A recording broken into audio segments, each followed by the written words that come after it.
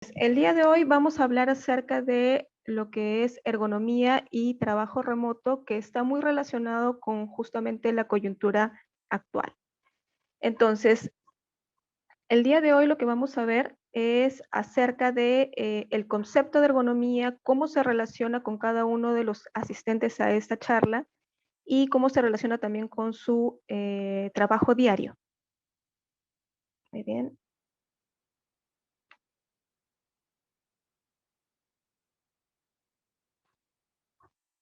A ver, entonces, los temas de ergonomía, si bien es cierto, en el Perú tienen ya una normativa desde el año 2008, como implementación propiamente todavía no están tan desarrollados, ¿no?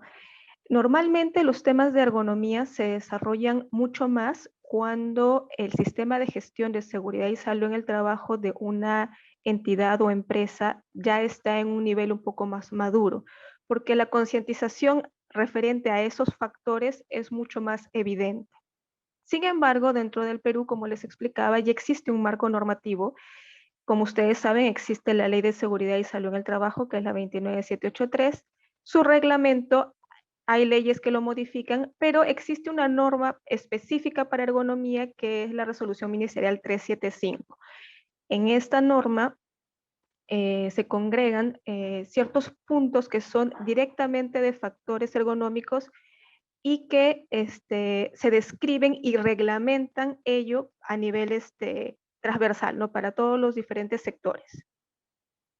Ahora bien, ¿qué es la ergonomía? La ergonomía también es llamada ingeniería humana, pero de una manera más clara o más precisa, la ergonomía es la relación que hay entre el entorno de trabajo, sea cual este fuera, quiere decir desde un lugar en donde tengamos operarios con maquinaria, con equipos, con diferentes tipos de exposición a otros tipos de factores como son físicos o químicos, como también la exposición a un entorno, por ejemplo, en temas de oficina, en donde tenemos otro tipo de factores que pudieran estar interactuando con nosotros que somos los trabajadores y que ello podría estar generando cierto riesgo de carácter ergonómico, ¿no? Entonces, la ergonomía es esa relación, es esa ciencia que estudia la relación entre el entorno en donde me desarrollo, en donde yo puedo estar ubicado y el factor humano que vendría a ser la persona. De repente puede ser que ustedes hayan escuchado que existen, por ejemplo, sillas ergonómicas para las personas que les gusta jugar videojuegos, ¿no? Entonces, la ergonomía no solamente está relacionada con temas netamente laborales, aunque en algunos casos existen personas que se dedican a trabajar en temas de videojuegos. También existe, por ejemplo, lo que son el timón ergonómico o el asiento ergonómico para ciertos vehículos. En realidad los vehículos tienen esa característica. Entonces, la ergonomía no solamente se aplica al tema laboral, pero en este caso específico y la charla del día de hoy está enmarcada en los temas laborales. Entonces, es bueno que ustedes puedan diferenciar entre uno y el otro. Y que estos temas, que esta parte de la ergonomía que está enfocada al tema laboral, está normada en el Perú para temas laborales. Ahora bien, eh, ahora vamos a ver cuáles son estos factores ergonómicos que pudieran estar interactuando con nosotros los trabajadores al momento de desarrollar nuestras actividades laborales.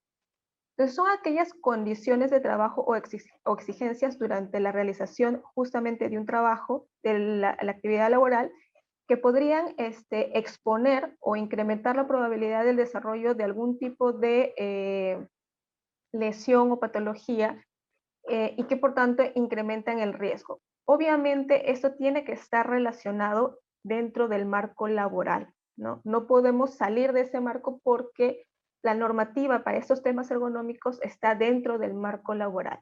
Como les repito, existen otros campos, sí, pero ello no está dentro de este marco, ¿no? El día de hoy estamos hablando de la parte laboral. Muy bien, entonces, nosotros ya entendemos que como trabajadores tenemos una exposición a nuestro entorno laboral. Entendemos que esa exposición al entorno laboral interactuamos con ciertos factores que podrían generar un incremento o podrían generar que nosotros estemos expuestos a estos factores que podrían generarnos lesiones o podrían incrementar la probabilidad de que estas lesiones puedan repercutir sobre nosotros como trabajadores. Entonces, como ustedes saben, dentro del marco de la Ley de Seguridad y Salud en el Trabajo, todas las empresas públicas y privadas debemos realizar lo que es la evaluación o la identificación de peligros y la evaluación de riesgos. Entonces, dentro de ese marco, lo que se debe realizar es una evaluación que sea un poco más minuciosa con el tema de los factores ergonómicos que puedan estar en los cuales puedan estar interactuando los trabajadores. Entonces, cuando nosotros tenemos un peligro identificado y está en el marco de esta matriz, como les explicaba, de el IPER o el IPER-C, cuando ya cuenta con controles, cuando ya tenemos esta identificación de peligros, lo que podemos decir es, oye, a este peligro se le suma algún factor ergonómico que esté interactuando con el trabajador y este puede generar algún tipo de riesgo y ello por consecuencia algún tipo de impacto sobre el trabajador. Entonces, como pueden ver aquí, yo les muestro una ruta o un proceso bastante resumido de cómo poder evaluar un riesgo por factor ergonómico, ¿no? En este caso es una evaluación rápida del riesgo, si es que es un riesgo aceptable o no, en función a las labores que se ejecuten. Por eso es muy importante que este tipo de evaluaciones lo realice uno, de repente Iván, una te persona que tomaras conozca. una tacita de sopa, aunque sea. ¿Aló?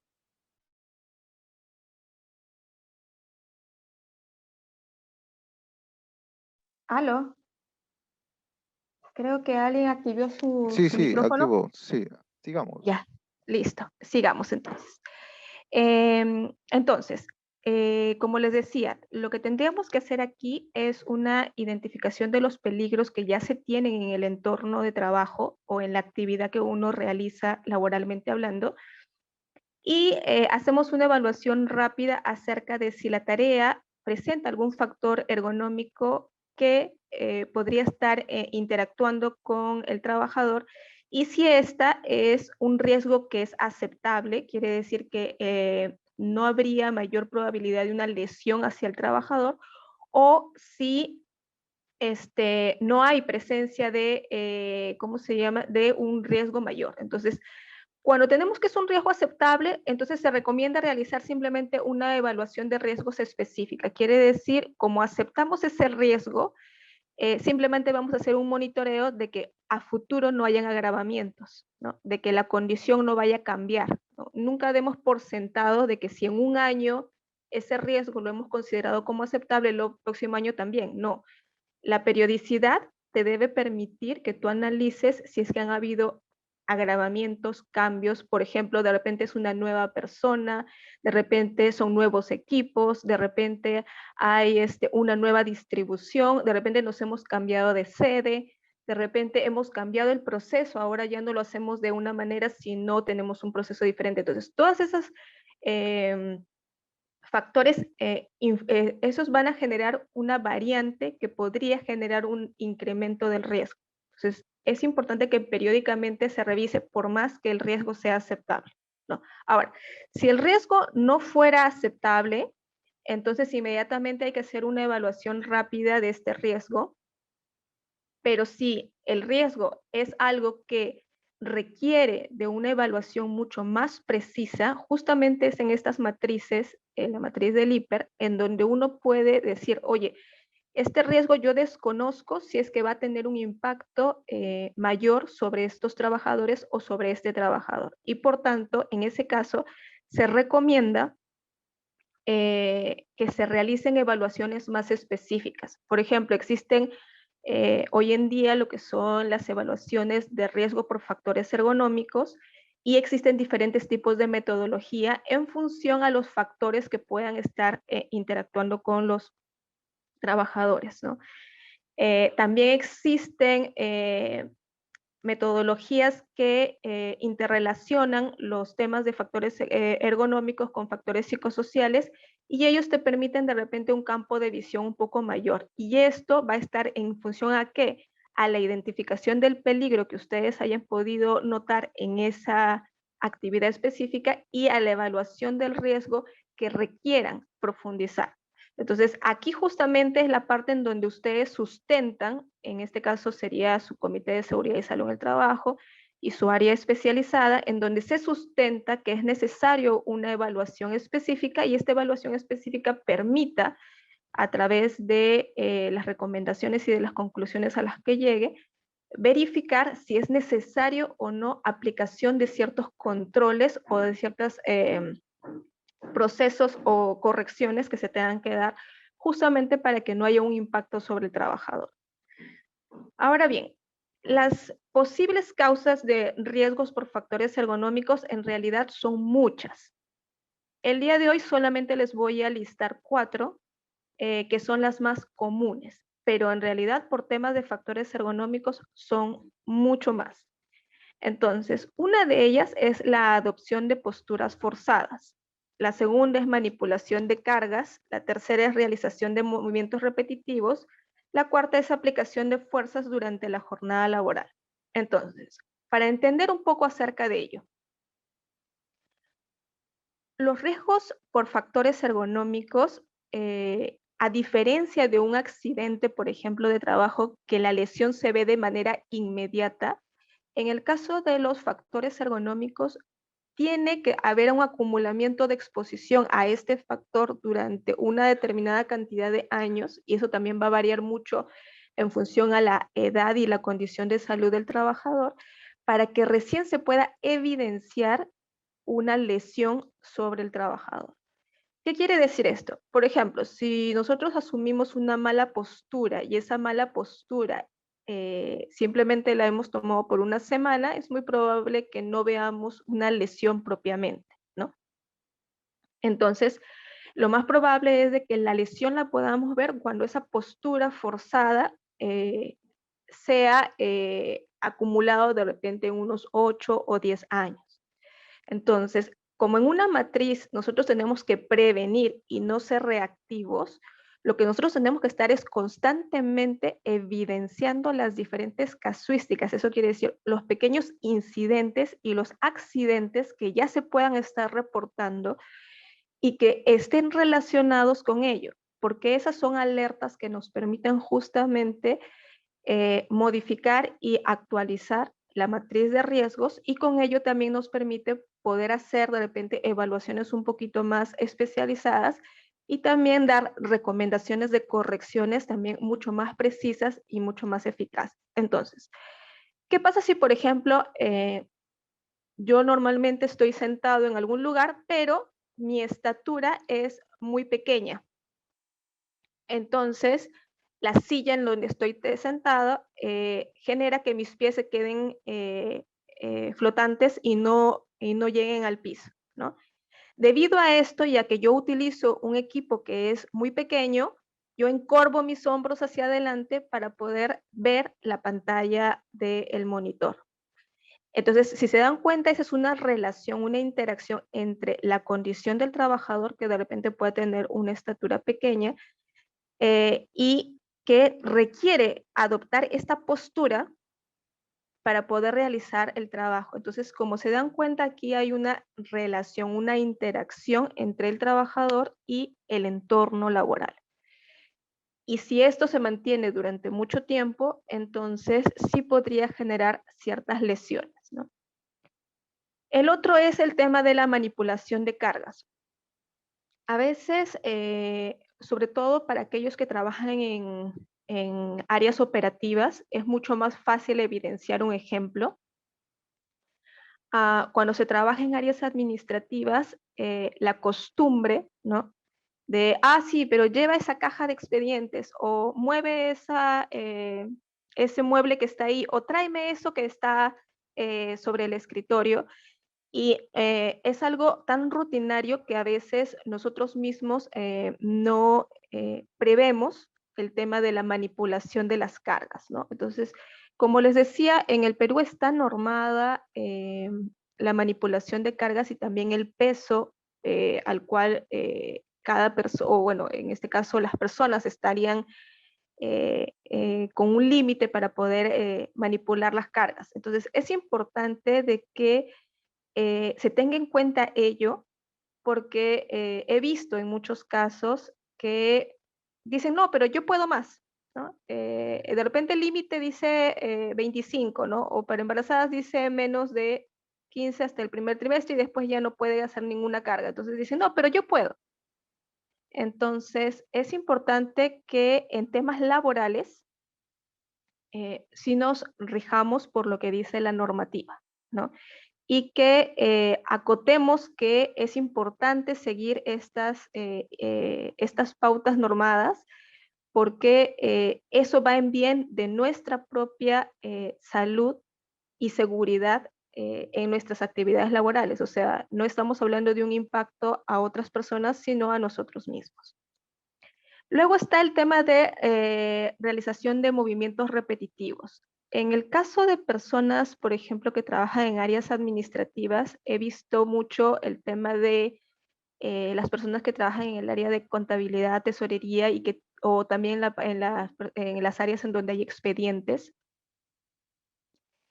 Y tienen que hacer la revisión de documentación, ¿no? Entonces, se hace movimiento repetitivo a nivel de manos y de dedos, dependiendo de cómo es que la persona esté acostumbrada a hacer el ojeo de las páginas.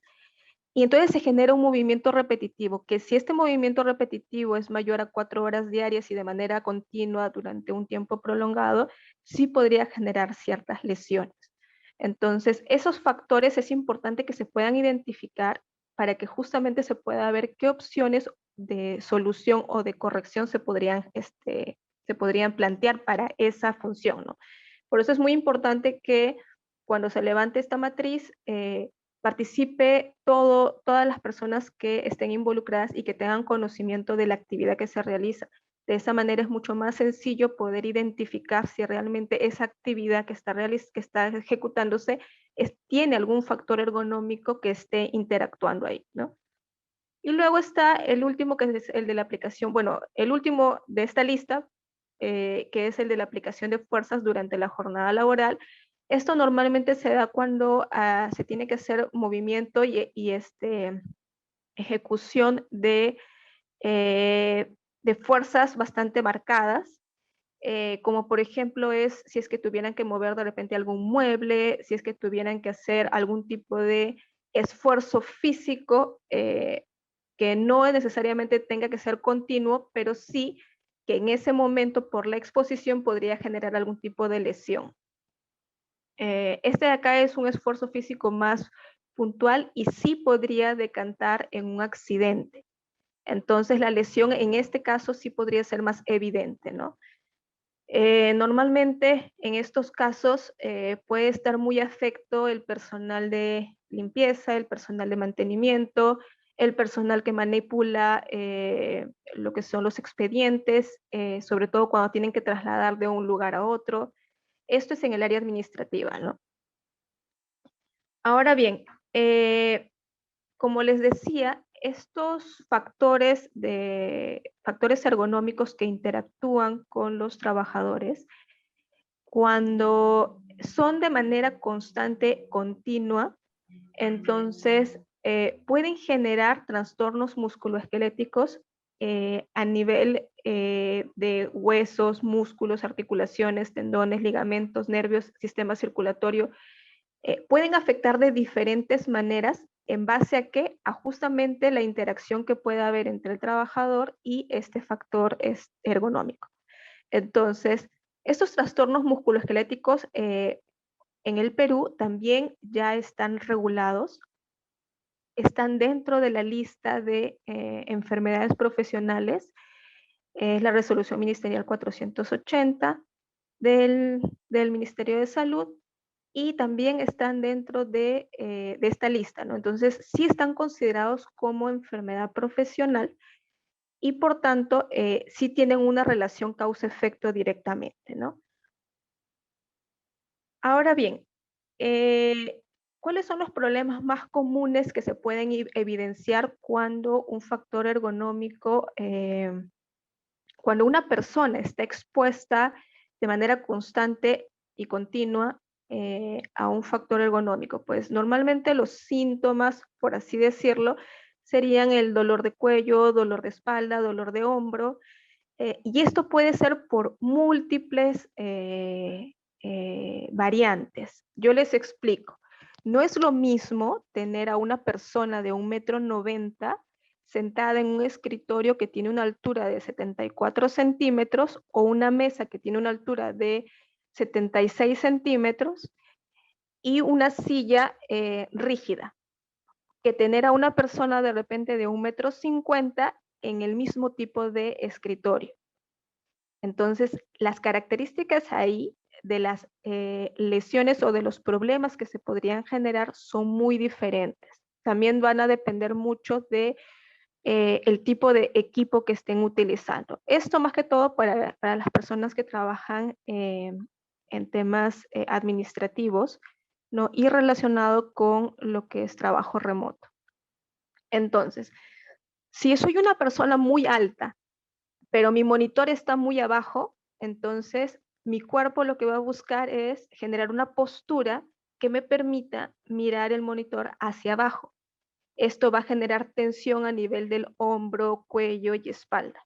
Si soy una persona muy bajita y mi monitor está muy arriba, entonces va a generar que yo levante mi cabeza y que mantenga esa posición por más de 5 horas diarias, generando que yo también tenga dolor, pero de repente mi dolor va a ser un poquito más a nivel cervical. Entonces, eh, ¿qué es lo que tenemos que tener en cuenta? No solamente es, tengo una silla ergonómica, tengo un mouse ergonómico y un mousepad, tengo la última tecnología en computadoras o en laptop. No, lo que se tiene que tener en consideración es la interacción entre la condición del trabajador y el entorno que tiene. Como les decía, no es lo mismo una persona de 1,70 m que de repente sus piernas, sus rodillas al momento de estar sentados en un escritorio o en una mesa de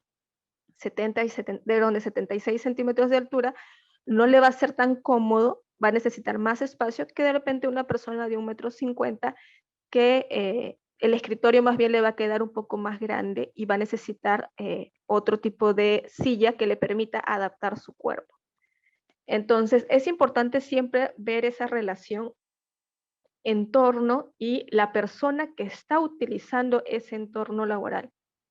No es lo mismo, ¿no? Tampoco es lo mismo, por ejemplo, de repente una persona que tiene, ah, normalmente eso sucede más en oficinas, pero también puede suceder en casa, que a veces nosotros tomamos un lugar en donde vamos a trabajar y abajo ponemos un montón de cajas, de expedientes, de documentos, y nos reducimos el espacio de desplazamiento en nuestras piernas, ¿no? Entonces, eso genera justamente un problema a nivel de cintura, de espalda y posibles dolor, ¿no? Porque no, obviamente estamos hablando de una exposición prolongada. Lo mismo sucede con el tema de a nivel de muñeca, antebrazo. Siempre es necesario tener un reposabrazos. Siempre es necesario que nuestra muñeca se encuentre en una posición de descanso cada cierto tiempo cuando utilizamos el mouse. Eh, sí es recomendable el mousepad, pero no es de carácter ergonómico, es más que todo por un tema de deslizamiento del mouse. Eh, Tenemos que tener mucho cuidado con el tema de el teclado, sobre todo si estamos trabajando con laptop. Lo recomendable es tener un teclado aparte para que la laptop pueda estar un poco más elevada. Esa parte ya la vamos a ver un poquito más adelante. Los síntomas normalmente son a nivel de dolor a nivel de muñeca o antebrazo, eh, dolor también a nivel de la mano y de la zona pulgar. Normalmente tenemos el tema de la tensión que podemos generar al momento de sujetar el mouse si es que es de manera constante. Siempre es bueno descansar. Y bueno, el cansancio visual que se puede generar debido a la exposición a los ordenadores, ¿no? Ahora bien, entonces ya tenemos una evaluación que hemos realizado, ya sabemos que existen factores ergonómicos que pueden interactuar con las personas que trabajamos en función al tipo de actividad que desarrollemos. Ya sabemos que estos factores al interactuar por un tiempo prolongado y continuo con el trabajador pueden causar ciertos problemas a nivel de lesiones musculoesqueléticas que sí están tipificadas como enfermedad profesional. Entonces, ¿qué hacemos cuando ya tenemos ese tipo de casuística, no? Entonces, en este caso, tenemos que hacer una adaptación al trabajo al entorno laboral, al entorno del trabajador, y para ello se pueden aplicar diferentes metodologías. Aquí les voy a dar dos, que son las más comunes también. Como les decía, en el Perú, si bien es cierto, ya tenemos una norma desde el 2008, la aplicación de controles o de correcciones por factores ergonómicos todavía no está tan desarrollado en el Perú, pero lo más recomendable sería controles de ingeniería, que son cambios en el entorno de trabajo, y los otros son controles administrativos que vendrían a ser lo que son procedimientos o estándares para poder trabajar. Vamos a hablar un poquito de ello. Entonces, en esas acciones, como les mencionaba, las más efectivas son obviamente las de controles de ingeniería, en donde se mejora el diseño del espacio en donde estamos trabajando. Ahora, en la actual coyuntura en donde muchos de los trabajadores hemos pasado a trabajo remoto, tenemos que o hemos tenido que adaptar lo que teníamos en casa para poder desarrollar las funciones. Entonces, es importante que, y ahora más adelante les voy a dar ciertos tips para que puedan adaptar de a pocos y puedan interactuar de una manera menos propensa a lesiones con los diferentes factores que de repente puedan tener, ¿no? Ustedes tienen que adaptarlo en función a las condiciones en las cuales estén desarrollando su actividad laboral. Luego, como les decía, están los controles administrativos. Siempre es bueno realizar descanso de trabajo y pausa, sobre todo cuando se realiza una labor que es continua, por ejemplo, estar sentado más de 5 horas, como es el trabajo de las personas que realizan trabajo administrativo. Bueno, la rotación de empleados normalmente se hace en áreas productivas, no tanto en área administrativa. La disminución de carga de trabajo, eso es más que todo una distribución, ¿no? Es poder nosotros hacer una distribución adecuada de la carga de trabajo que se tiene. Y el entrenamiento en temas de ergonomía. Es importante que ustedes, así como el día de hoy tienen una charla acerca de este tema, no solamente la escuchen, sino que en este momento ustedes de repente puedan mirar en su entorno y ver realmente, oye, ¿y esto cómo me afecta? ¿Cómo es que esto me impacta a mí? ¿Y qué es lo que yo tengo y qué es lo que puedo visualizar, ¿no? Es importante siempre ese tipo de apreciación hacia sus puestos de trabajo.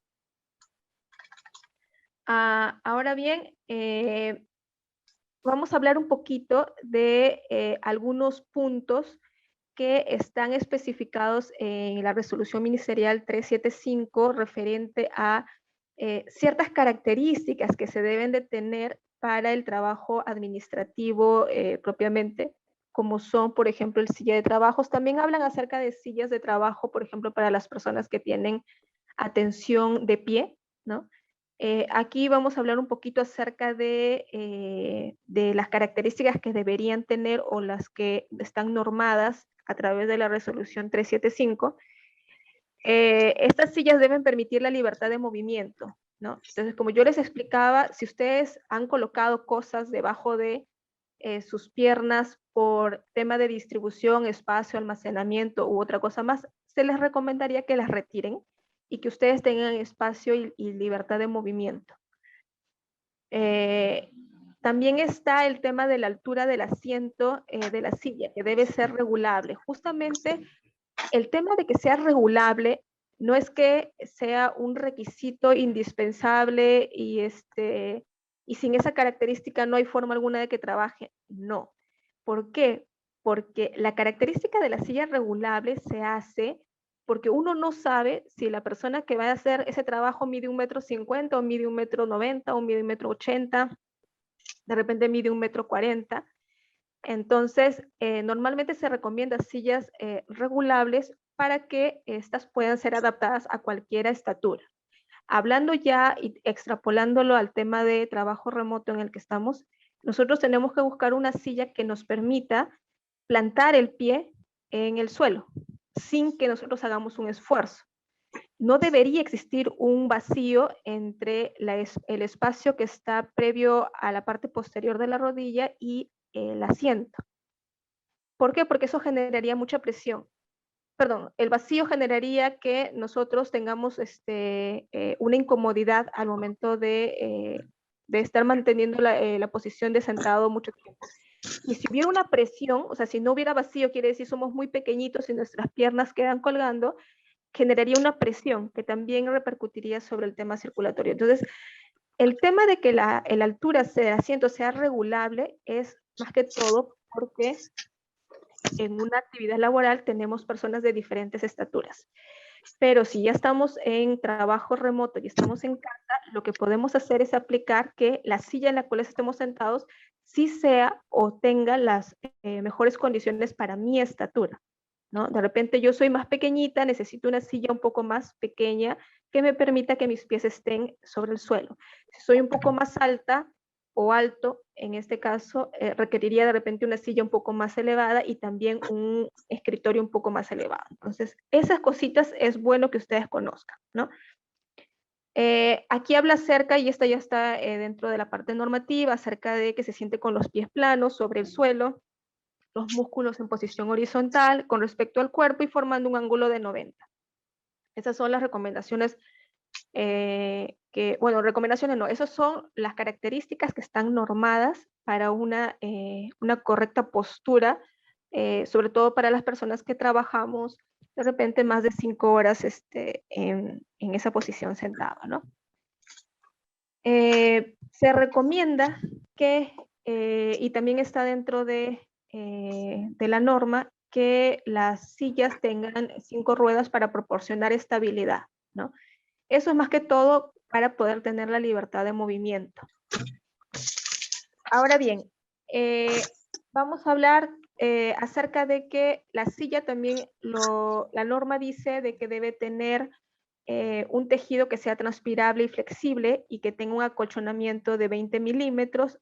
Esto justamente es por un tema de, más que todo, cuando tenemos, por ejemplo, más de 5 horas trabajando, esta silla debe de tener ciertos factores que nos permitan el confort necesario para que nuestra postura no cambie, ¿no? Entonces, a veces he visto casos en donde dicen, oye, pero no me han comprado la silla último modelo con la tela tal o cual, ¿no?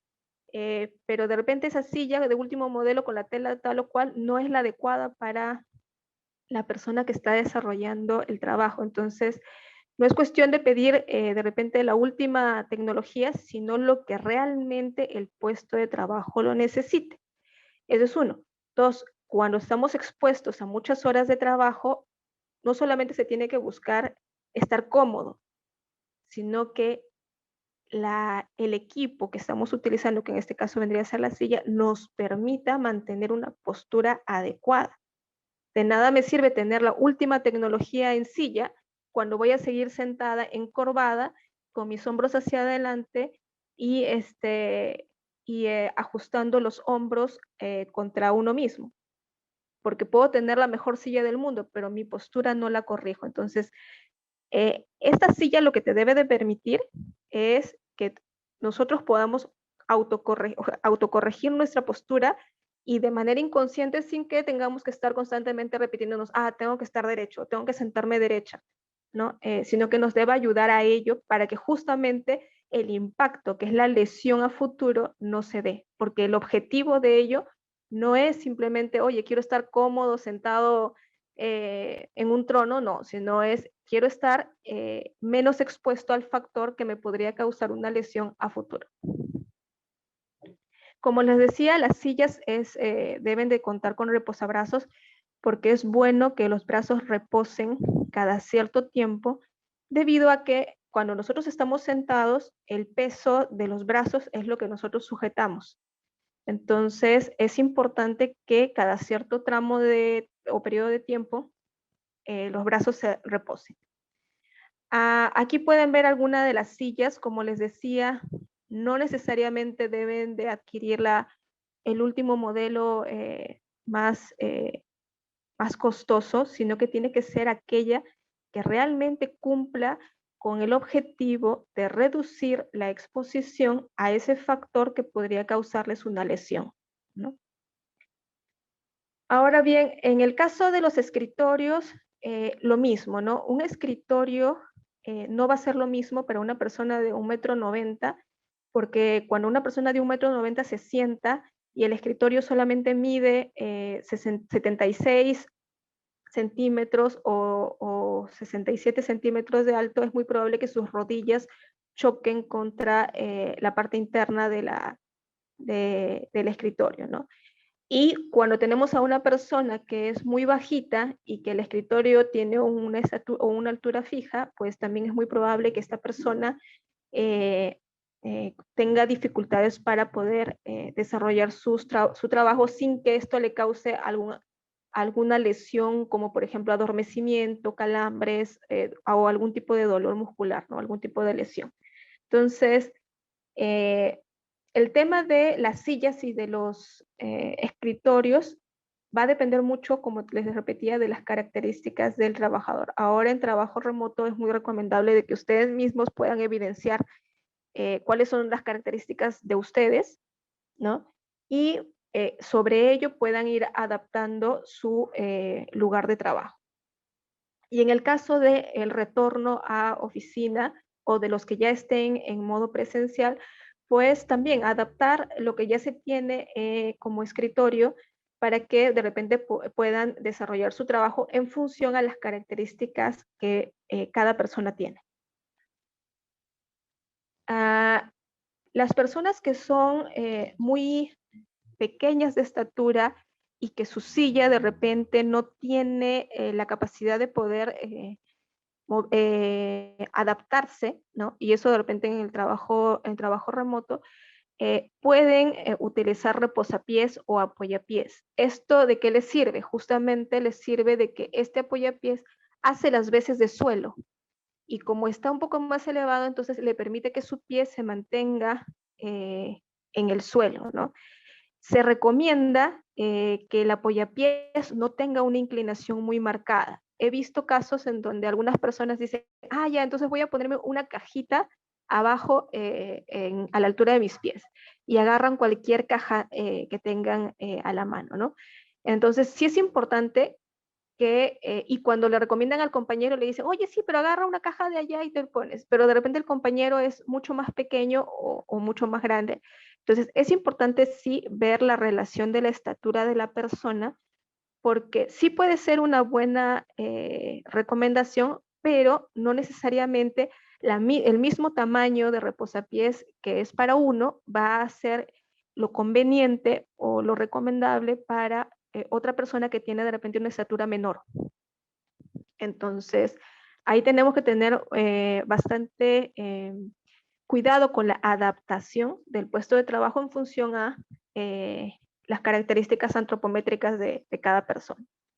En el caso del teclado, el teclado debe quedar como mínimo a 10 centímetros del borde de la mesa o del escritorio, apoyar siempre sus muñecas sobre el escritorio. No debería haber una inclinación tan marcada para que no exista una rotación a nivel de muñeca o un pivot a nivel de muñeca. Y lo recomendable es que las letras del teclado estén claras. ¿Para qué? Para que no tengan que hacer el movimiento constante de doblar el cuello o de, mejor dicho, inclinar el cuello hacia adelante. Si ustedes ven que sus teclas ya no están de manera correcta, hay muchas formas ahora para poder mejorar ello. Hay formas que son muy novedosas, desde stickers que se pueden colocar hasta algo mucho más sencillo como una manualidad, ¿no? De colocarle ¿cómo se llama? La letra correcta en cada tecla. Es importante que los teclados que ustedes utilicen, si es que utilizan una laptop, lo más recomendable es de que tenga un teclado aparte. ¿Por qué? Porque la laptop debería estar en una posición un poquito más hacia arriba de la pantalla. Ahora les voy a mostrar esa parte. Y por ende, como el teclado quedaría inclinado, no sería tan recomendable utilizar el teclado así. Por tanto, lo recomendable sería que tuvieran un teclado aparte que esté plano y que les permita desarrollar su trabajo sobre la mesa del escritorio o la mesa en donde estén desarrollando el trabajo, como ustedes pueden visualizar aquí en la parte inferior derecha, ¿no? de la pantalla. Ahora bien, respecto al mouse, siempre lo correcto es situarlo al lado del teclado, dejándolo libre de cables. Ahora existen los mouse inalámbricos, eh, pero sí entiendo que las diferentes tecnologías que aparecen no es adecuada para todo el mundo. Entonces sí tienen que tener claro de que es importante que los mouse tienen diferentes tamaños. Entonces, hay personas, por ejemplo, yo eso lo he visto en muchas oficinas, que son muy pequeñitas y les han asignado un mouse muy grande. Entonces, tienen que hacer una mayor presión a nivel de mano, ¿no? Entonces, si ustedes están en casa o si están en oficina, revisen. Normalmente el mouse tiene un tamaño estándar, ¿no? En el caso de que requisieran o necesitaran un mouse de repente más pequeño o uno más grande en función a su estatura, sí sería bueno que de repente lo puedan evidenciar al momento que hacen la identificación de peligros y evaluación de riesgos, ¿no? Sobre todo si es que ya existen lesiones lesiones musculoesqueléticas a nivel de mano, ¿no? A nivel de mano muñeca. Es importante, bueno, evitar las maniobras y siempre generar un reposo al momento de interactuar con el mouse y el mousepad, ¿no? Si su puesto de trabajo requiere que lean mucho, es bueno tener un atril de lectura que esté al mismo nivel que su pantalla. Eso quiere decir que tenga una altura necesaria como para que ustedes no tengan que estar haciendo un pivot a nivel del cuello de la zona cervical.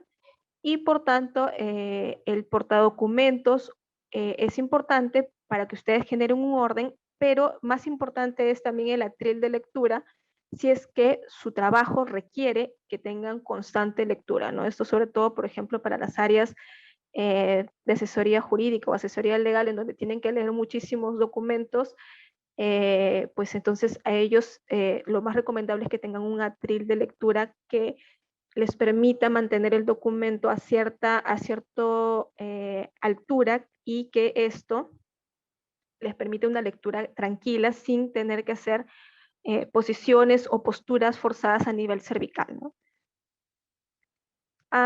Esta parte es lo que les mencionaba de las pantallas.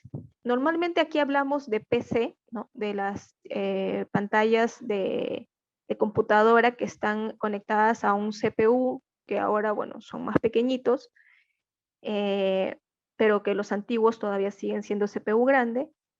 Y entonces tendríamos que ver que lo más óptimo es de que ustedes se puedan sentar derechos, estiren su mano y donde llegue su mano, ahí debería estar el monitor. Eso es uno. Dos, lo correcto sería que la parte superior del monitor esté a la altura de sus ojos.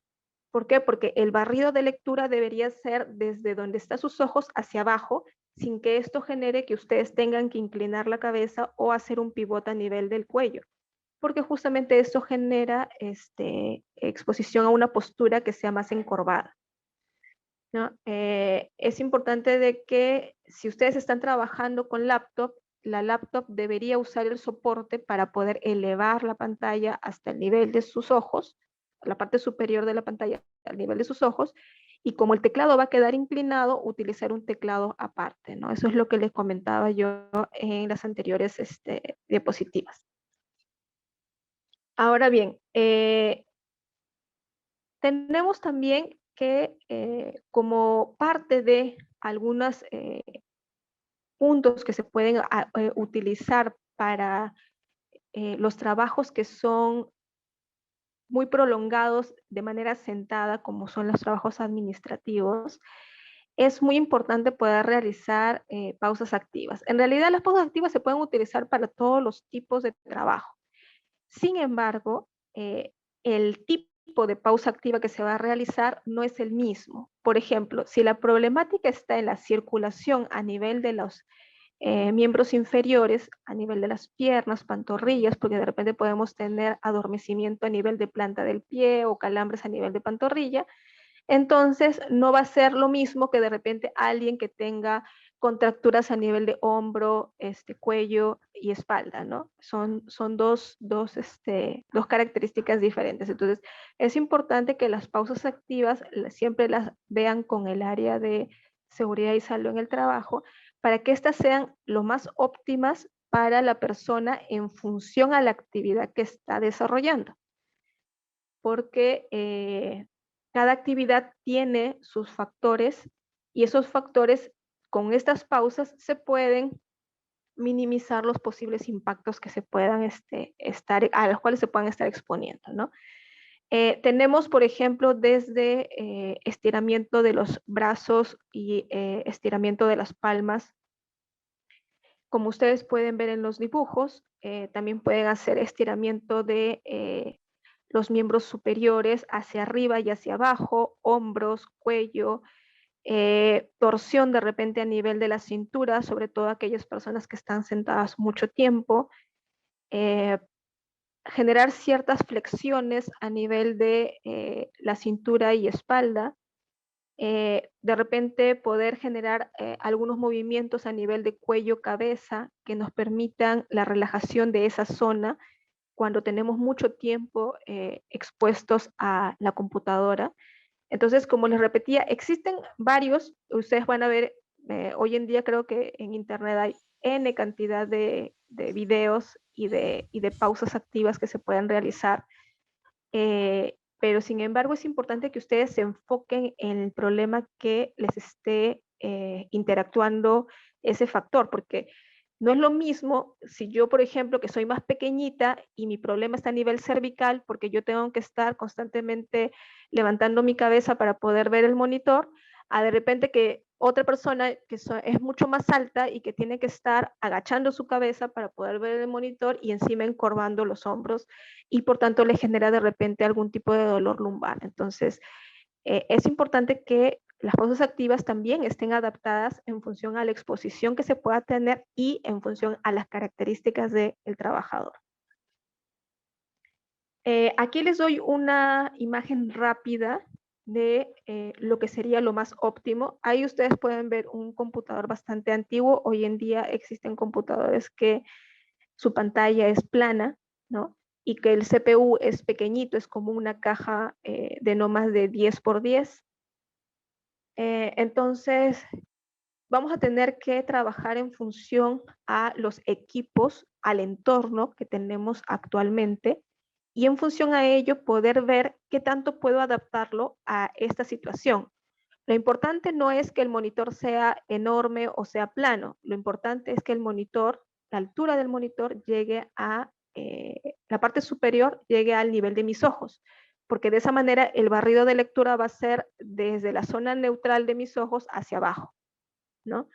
Lo importante es de que la silla no es que sea la última tecnología o sea la silla más viejita que hayan encontrado, sino que esa silla les permita mantener una postura adecuada y que esa postura se mantenga durante el tiempo que estén sentados para que ustedes no estén forzándose a una postura incorrecta que luego les genere algún tipo de lesión. Lo mismo con el tema de el reposapiés y eso va a ser en función de la estatura.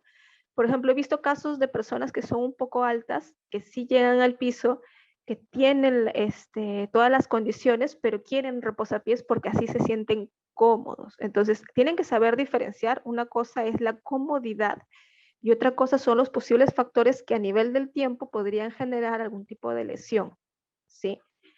También tienen que tener en consideración de que la comodidad a veces está relacionada con la costumbre. Y si ustedes tienen la costumbre de una mala postura y ustedes se han acostumbrado a que esa mala postura sea cómoda para ustedes, no quiere decir que sea lo más óptimo. Entonces, ese tipo de identificación de situaciones sí es importante porque a veces uno se acostumbra desde pequeño a tener una postura y esa postura no es la adecuada, pero en esa postura nos sentimos cómodos. Entonces, no importa, ¿no? No importa lo demás, pero yo me quiero sentir cómodo.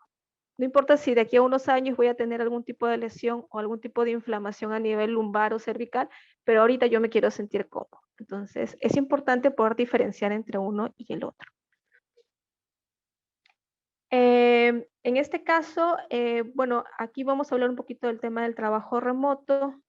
Como ustedes saben, ya el tema de trabajo remoto se había estado hablando hacía unos años aquí en el Perú a raíz de ciertos tratados que teníamos con otros países. Sin embargo, todavía no había sido aterrizado de manera normativa a raíz de la situación que vivimos todos el año pasado con la pandemia y la emergencia sanitaria, pues se generaron los decretos de urgencia que amparan el trabajo remoto para los diferentes trabajadores, tanto del sector público como el privado, ¿no? Ahora, este trabajo remoto se desempeña para todo lo que son las modalidades formativas u otras análogas, como les decía, para el sector público y privado. Eh, los trabajadores, aquellos que de repente por el tema de la emergencia nacional no pueden retornar al país por el impedimento que hay, el cierre de fronteras que han habido, también para ellos es aplicable el trabajo remoto y está dentro del marco normativo por la emergencia que tenemos actualmente.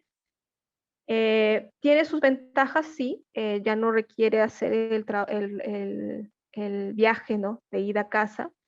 Hay un ahorro en justamente los gastos que puedan darse por transporte, también por el tema de la alimentación, aquellos que comían en restaurantes o similar. Eh, existe, y eso sí es de manera un poco más teórica, ¿no? El incremento de la productividad siempre y cuando nosotros nos basemos en resultados, ¿no? Y que estos resultados realmente sean óptimos, porque si nos basamos en resultados, pero los resultados no son óptimos, pues obviamente no es tan positivo, ¿no? No es tanto una ventaja, sino ahí sería una desventaja. Eh, se han tenido que desarrollar habilidades comunicativas y un claro ejemplo es la charla del día de hoy. Se han generado este tipo de espacios virtuales en los cuales nos permiten que nosotros podamos interactuar así de esta manera y ustedes puedan estar informados de este tema, por ejemplo, en específico, pero a través de esta herramienta virtual. Eh, no se tiene tanto las distracciones de la oficina y en compensación se tiene las distracciones de la casa.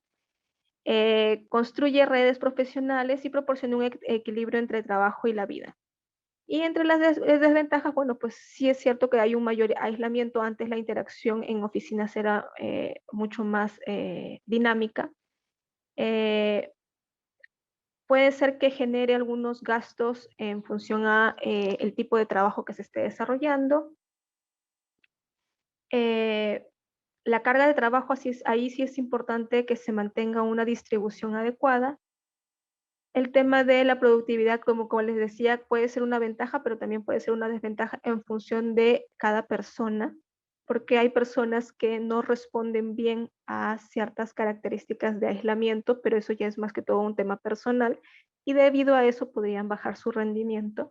Y hay otras personas que por lo contrario responden bien a ese tema y ahí incrementan su productividad. Entonces va a depender mucho de las interacción que haya, ¿no? Entre la persona y el trabajo que realice, la actividad que realice. Como les decía, las distracciones de casa, la desconexión del lugar del trabajo, que ahora ya está normado, cada vez se está normando un poco más, perfeccionando un poco más el tema del trabajo remoto o el teletrabajo. Y bueno, lo que sí es que disminuye un poco la interacción presencial o la interacción directa con los compañeros, ¿no? O con las personas del trabajo. Porque ahora la interacción es a nivel virtual, así como el día de hoy es llamadas telefónicas, videollamadas, reuniones, entre otros. Tenemos que la vigencia del trabajo remoto está hasta el 31 de diciembre de este año, se ha ido aplazando, ¿no? Sin embargo, eh, las normas también indican que las entidades públicas en los distintos sectores pueden mantener a los trabajadores que hayan sido vacunados realizando trabajo remoto o mixto según las necesidades institucionales, ¿no? Esto es más que todo por un tema de medida de prevención, por el tema de la emergencia sanitaria, pero también puede permitir un campo, un espacio que de repente antes no se veía, de que en las nuevas formas de trabajar permitan de repente mantener ciertos puestos de trabajo de manera remota y que esto pues permita también que el trabajador pueda tener estas ventajas siempre y cuando pues como les repito permitan o generen estas características de que el resultado de la productividad o el resultado laboral no afecte ni al trabajador de manera eh, como persona y en su salud propiamente como trabajador, pero que tampoco afecte el rendimiento y la productividad que la entidad espera, ¿no? O que requiere para desarrollar las funciones que realiza. Bueno, entonces la capacitación más o menos ha sido un resumen de lo que son factores ergonómicos y de lo que es lo que actualmente estamos viviendo con el tema de el trabajo remoto. Yo dejo abierto este espacio para las preguntas si es que las hubieran. Y bueno, nada, muchísimas gracias por la asistencia. Gracias.